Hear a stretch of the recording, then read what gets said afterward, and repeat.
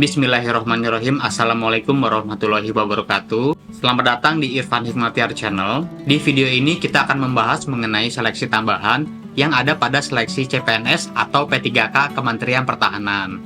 Jadi, untuk seleksi tambahan ini sudah ada aturan yang mengatur mengenai hal tersebut sesuai karakteristik instansi masing-masing. Salah satu instansi yang memiliki seleksi tambahan yang terkait dengan instansinya adalah Kementerian Pertahanan. Seleksi ini terdapat pada setiap rekrutmen pegawai Kementerian Pertahanan, baik CPNS maupun P3K. Kalau di CPNS, dulu juga saya mengalami seleksi tambahan ini. Jadi setelah lulus tes SKD, ada yang namanya tes SKB. Tes tambahan ini digabung, dimasukkan ke dalam SKB tersebut. Jadi sudah disebut satu-satu apa saja tes tambahannya. Sedangkan untuk di P3K, di pengumuman terakhir ini, di sini hanya disebutkan seleksi tambahan saja dan penelitian personil atau lead pers. Tidak disebutkan dengan jelas apa saja seleksi tambahannya.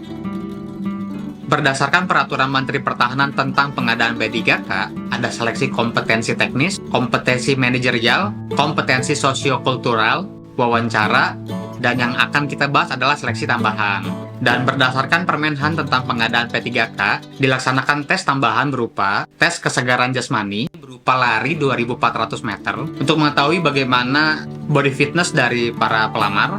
Kemudian ada tes kesehatan untuk mengetahui bagaimana tingkat kesehatan para pelamar. Secara umum, tes kesehatan ini terdiri dari tes tinggi dan berat badan, tekanan darah, pemeriksaan fisik atau postur, mata, telinga, hidung, dan tenggorokan atau THT, gigi, pemeriksaan lab, dan tes kehamilan bagi wanita, EKG, dan radiologi toraks foto. Kemudian ada tes psikotes digunakan untuk mengetahui intelijensia pelamar. Secara umum, tes ini digunakan untuk mengukur keterampilan berpikir, keterampilan mengenal diri sendiri, atau interpersonal skill, dan keterampilan hubungan antar pribadi.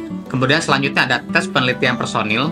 Di sini ada dua tahap. Yang pertama ada yang tertulis dan ada juga yang wawancara. Secara umum untuk tes yang wawancara, di sini para pelamar akan mengisi data mengenai data riwayat hidup, riwayat sekolah, riwayat permasalahan hukum, dan data lain yang disesuaikan dengan perkembangan. Artinya di sini yang penting peserta betul-betul mengenal dirinya sendiri. Kemudian juga ada tes wawancaranya. Di sini kita dites untuk mengetahui bagaimana ideologi kita, bagaimana toleransi dan wawasan kebangsaan kita. Kemudian juga ada tes kesehatan jiwa. Di sini merupakan tes untuk mengetahui bagaimana kejiwaan kita dan profil klinis pelamar. Untuk penjelasan mengenai sub-sub tes tadi yang sudah saya sebut, dari tes kesehatan jasmani sampai tes kejiwaan, nanti akan saya buat videonya khusus tersendiri supaya lebih detail dan spesifik. Oke, itu dia secara umum tes apa saja yang menjadi tes tambahan pada saat peserta akan melamar CPNS atau P3K di lingkungan Kementerian Pertahanan. Jangan lupa dukung channel ini dengan cara klik like dan tombol subscribe-nya, serta jangan lupa klik loncengnya biar nggak ketinggalan update-update terbaru dari channel ini. Terima kasih. Wassalamualaikum warahmatullahi wabarakatuh. Sampai jumpa.